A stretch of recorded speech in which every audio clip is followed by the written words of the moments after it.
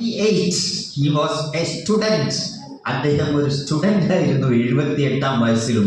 നിങ്ങൾ ജീവിതത്തിൽ ഉടനീളം വിദ്യാർത്ഥികളായിരിക്കുക എന്നതാണ് ഈ സർട്ടിഫിക്കേഷൻ തരുന്നതിലൂടെ ഈ സമൂഹം ഉദ്ദേശിക്കുന്നത്. അത് മറന്നുപോകരുത്. അതാണ് നിങ്ങൾ നാടിൻ്റെ നായകന്മാരായിട്ട് വളരണം. നാടിൻ്റെ ദീപശിഖായി സത്യൻ എന്ന് പറയുന്ന സിനിമാ നടൻ്റെ കഥയുണ്ട്. എന്താ കഥയൊന്നും ഞാൻ പറയുന്നില്ല, നിങ്ങളെന്നെ കുത്തിക്കൊന്നു കഴിയും. ഞാനൊരു സംഗതി മാത്രം പറയുക. സത്യൻ എന്ന് പറയുന്ന മഹാനടൻ്റെ 3 മക്കളും അന്ധരായിരുന്നു. സത്യൻ എന്ന് പറയുന്ന മലയാള മഹാനടൻ്റെ 3 മക്കളും അന്ധരായിരുന്നു. അന്ധരായ 3 മക്കൾ വീട്ടിലുള്ളപ്പോഴാണ് ഈ ലോകത്തിലുള്ള എല്ലാ മനുഷ്യരെയും നടന വൈഭവം കൊണ്ട് വിസ്മയിപ്പിച്ചത് ആ മഹാനടൻ. മനസ്സിലായില്ലേ?